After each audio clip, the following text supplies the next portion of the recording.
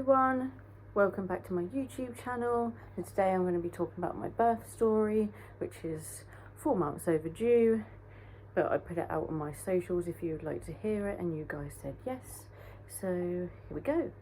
I'll start off with saying that every birth is different, and don't be put off by my birth experience. I'm sure not everyone's is like it, and I'm sure mine wasn't the worst.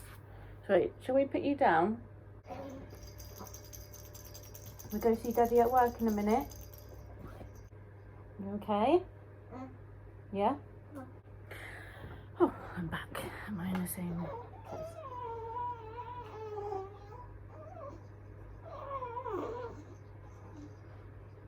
He's at the stage of making very random noises.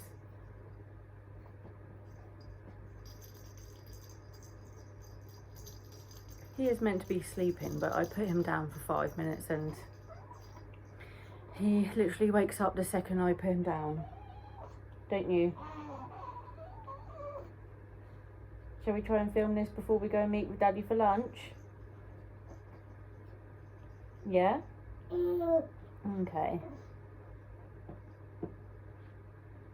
So I suppose we should start at the very start. So I started having contractions, or started recording having contractions Monday the 22nd at 10 o'clock is when I started recording them. So I believe I'd been having them for a couple of hours on and off, and then they were starting to get 3 to 4 minutes apart.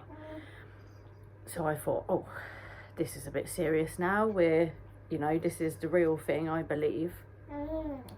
So it got to about 4 o'clock on Tuesday the 23rd. 23rd?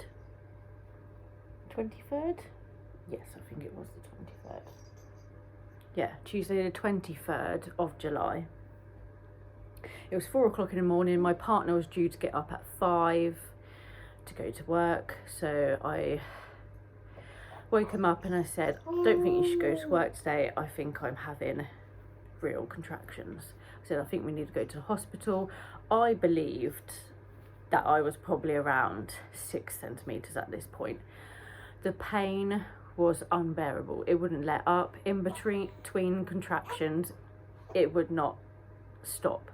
So I was like, this is it. We're further along than I think. So I said to him, don't go to work, we go to hospital. Rang the midwife team at my hospital and they said, come on down. I rang my mum. Sorry. So I rang my mum up and my mum picked us up, took us to the hospital. I believe this was about 9 o'clock, I want to say we got to the hospital on that Tuesday.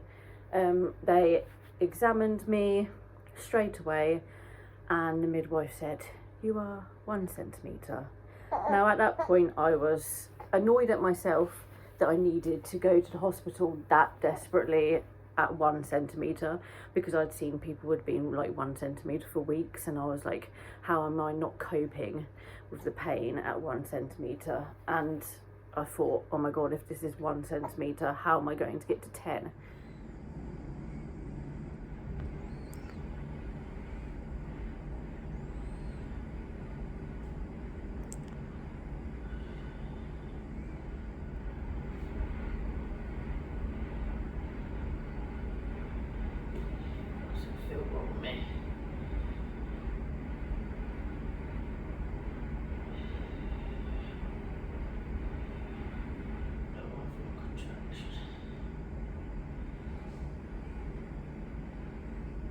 Oh no. So they were like, you'll wait it out for a couple of hours or you can go home. So because I had my partner and my mum, I was just like, you know what, we go home, there's no point laying here. So we went home, tried to have a nap. The pain just kept getting worse and worse. It got to about 4 o'clock, I want to say, we got back down there because the same midwife saw me that afternoon that I saw in the morning. So they checked me over again. I was still 1 centimetre, but they said that my pain wasn't right for this stage. They'd done some more tests and they found out that I'd caught an infection. So they said, we're going to keep you in and keep an eye on you. What do you want to do? Because I had in my notes that I wanted a C-section. I didn't want an induction because I've seen horror stories on inductions. Well, they advised against giving me a C-section, so I just said, look, I'll wait it out. It's fine. And as the evening went on, I can't remember what time I decided just to go ahead with the induction, or did they decide just to induce me? So they said they were gonna, I can't remember what it's called, the induction that I had, but basically it's 3 balloons. They put 3 balloons inside of you and fill them with water, so it basically opens up your cervix. So they were due to be left in for 12 hours. That was done at 10 o'clock. So they would be taken out at 10 o'clock on the Wednesday the 24th. So what do we do the next stage? Sorry, I'm so confused. Most of it was a blur. I can remember bits and bobs, but this is all coming from my partner and my mum. So I sent my mum home because I thought, well, nothing's going to happen. Jack was with me. Thankfully, they let Jack stay because I was such an anxious mess. Apparently, my midwife that I saw regularly should have done my mental health traffic light system different, so Jack could have stayed anyway without having to say anything, because that's just how my hospital does it. If you have mental health, which I have very bad anxiety and OCD, your partner can stay. So anyway, they allowed Jack to stay. The pain amped up from 1 to 100 within the next couple of hours, and I was on all fours hugging the bed, and I just said, you've got to give me something. They couldn't give me much at that stage because I wasn't in active labour. So yes, I know, it was painful, wasn't it? It was painful. So I think what I had first, they gave me Oromorph, which is liquid morphine, I believe. So I had that. Then I had, because I had a cannula in my hand, I had some paracetamol, I believe, so that got into me quicker. Both did nothing. I threw up the Oromorph, didn't I? Did I throw up the Oromorph?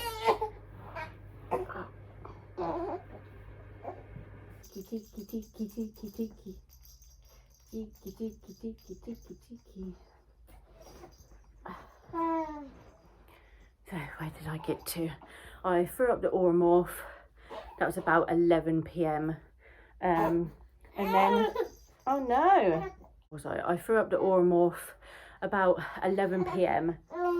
and then they offered me codeine, or was it cocodamol? Whatever I had. I struggled to take tablets, but I shoved these things down my mouth so quick.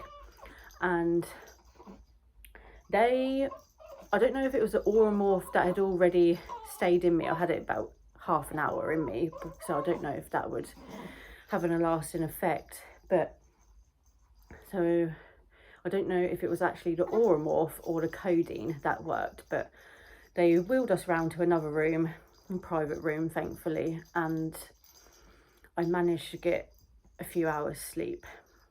So Wednesday the 24th rolls round.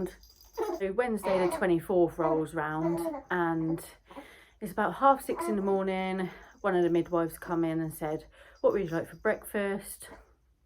I told them my breakfast order. I had breakfast. Jack was still asleep. It come to about 10:30. They took the balloons out and they checked me, and I was 3 centimetres dilated.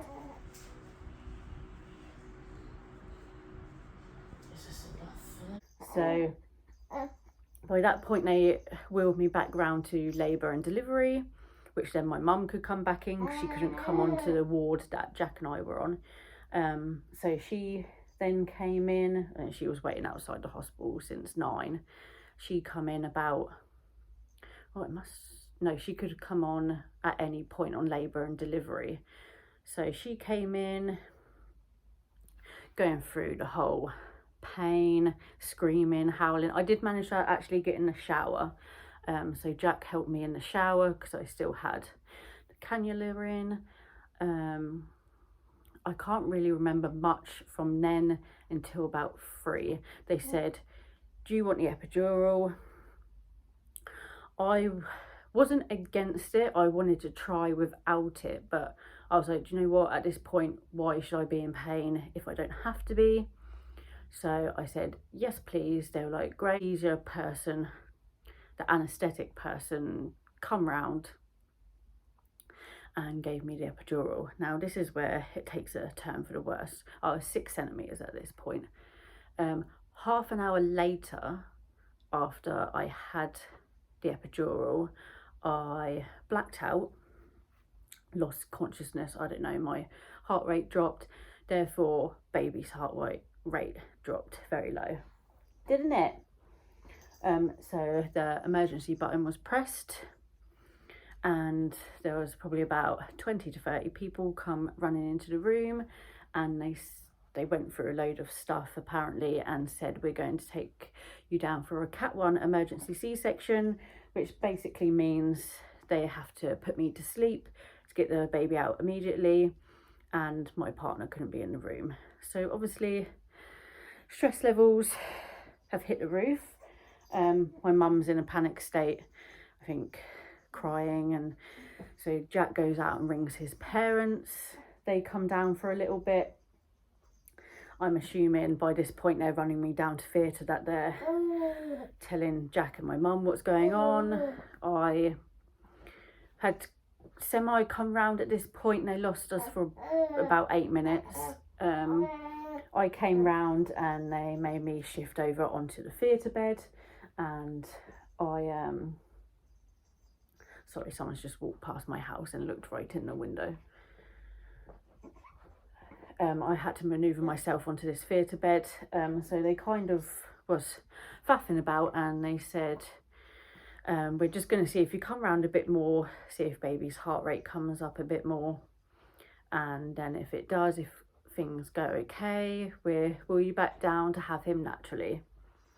Which happened, which I later found out by a doctor that it shouldn't have happened. They should have just got him out there and then. So that was at 3:30.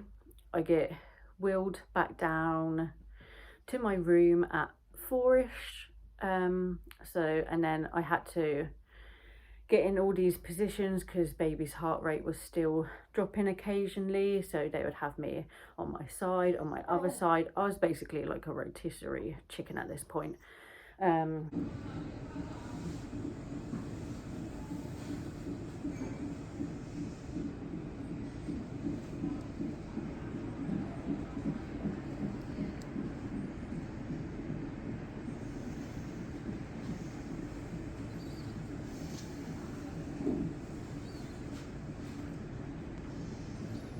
You alright? I see what contractions work. I pushed the buzzer earlier.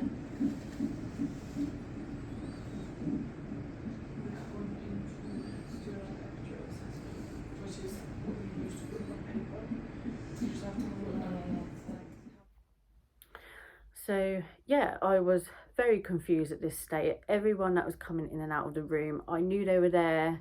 I was talking to them, but my head felt very cloudy. I felt a million miles away. I couldn't really see them. I think they were closer than they actually were. But yeah, I didn't know what was going on at that point. Everyone was almost like double vision as well. So then it got to staff changeover, which was about 8 o'clock, and the midwives that came in to actually birth him came on, and they were great. They gave me so much motivation to get through the last few hours of the worst experience of my life, quite frankly. I was 2 days no sleep. I was in a lot of pain. I was still feeling pressure not a lot of pain, but a lot of pressure down there. So I was feeling every contraction. So they were getting that through me. They were with me every step of the way because they couldn't leave the room because of baby's heart rate, and I was being monitored for what happened at 3:30 that day. Yes, it was. Yeah, I've lost my train of thought now, haven't I? So it got to about 9 o'clock and I said I need a push. There was this wave come over me and I was like, I need to push now. And they were like, well, because you've had the epidural, we like to give you an hour leeway so you can feel more of the pushing, and we're not doing it for you. So an hour went by and they came back, it was about 10 o'clock, and they said, right, we're going to set everything up, we're going to start pushing. This was about 20 past 10. So everyone was called, like, oh, she's pushing now. Yeah, you were coming into the world, weren't you? Yeah, and you were coming quick. Yes. So I knew that the pushing part, it wasn't hard, it was my lack of breath. Now I have terrible lungs. Now I've never smoked, so I don't know where this has come from. But I could not hold my breath for the how long the contraction was to push him out. So I was going lightheaded, of course, the pain, confused state I was already in anyway. I felt like I was losing consciousness again. I said, I can't do this, just get him out of me. So we done a few pushes. He's got quite a big head, so his head was stuck coming up. So they had to cut me. It was an episiotomy, which apparently there's different what would you call it, stages or different cuts of a episiotomy. I had the worst one, typical.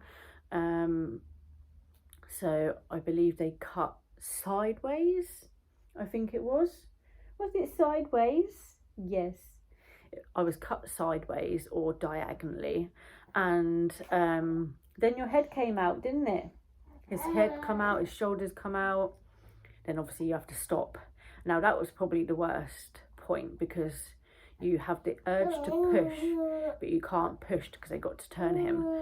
So, and then as soon as the next contraction come, he just flew out. Literally, it was the relief that hit me when I felt him just fly out at that stage. It was the best feeling I've probably had, actually.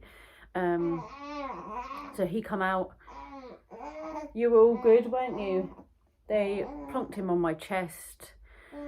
At that stage, I think everything just hit me and I said, get him off my chest, I'm going to throw up. At this point, I was laid down, I thought I'm going to throw up all over him, myself.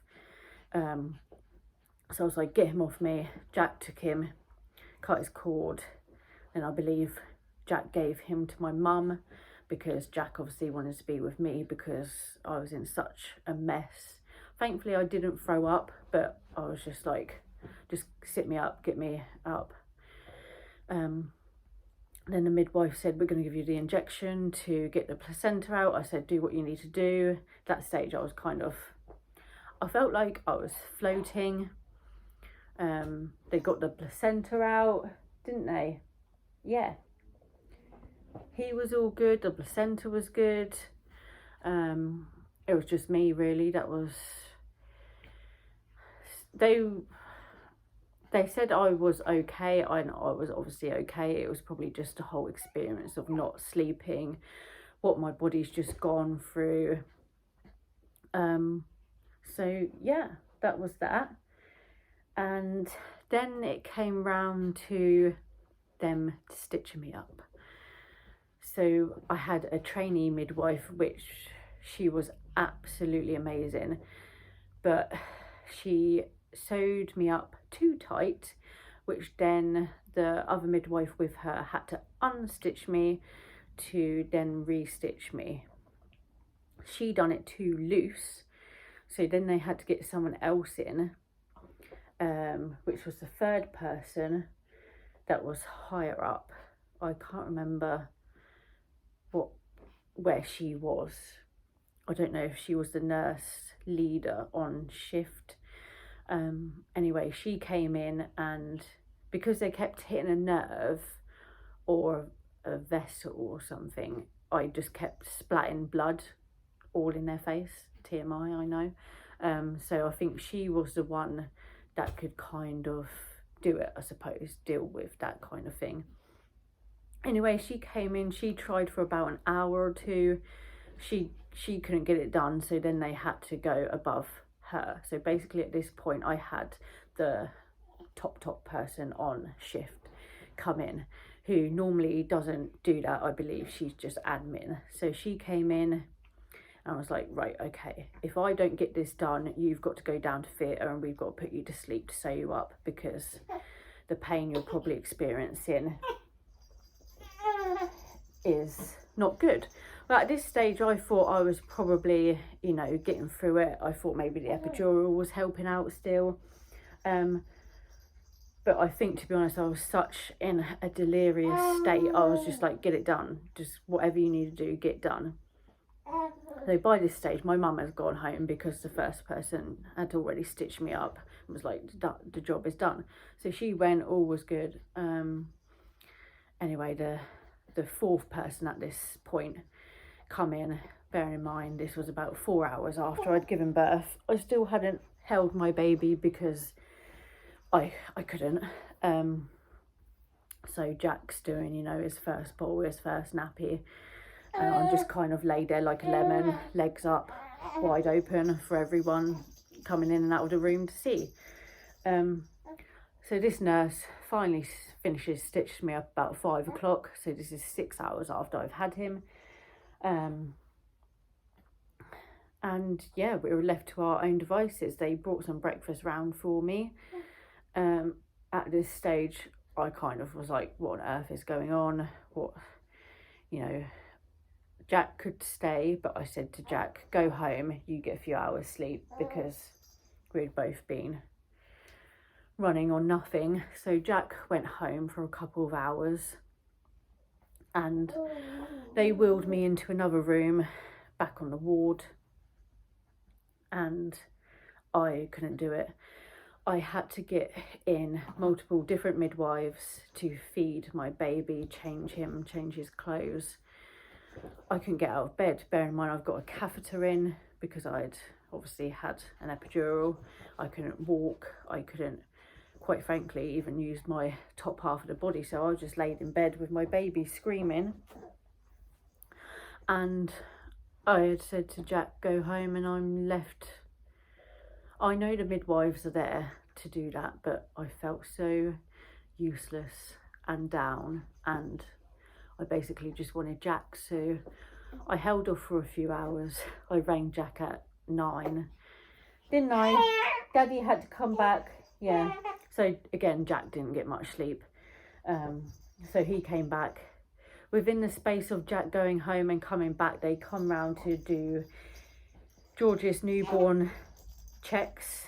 At that stage, they got me out of bed, so I'm walking from my room to where they're doing the checks, which was just next door, but they get you, you know, going quickly, and I probably wasn't ready. So they're fondling with my newborn baby, and I'm just sat in the corner in hysterics, because they were like, oh, does mummy want to settle him? And I couldn't. I'm just sat in this chair like a statue, and I couldn't do anything, could I?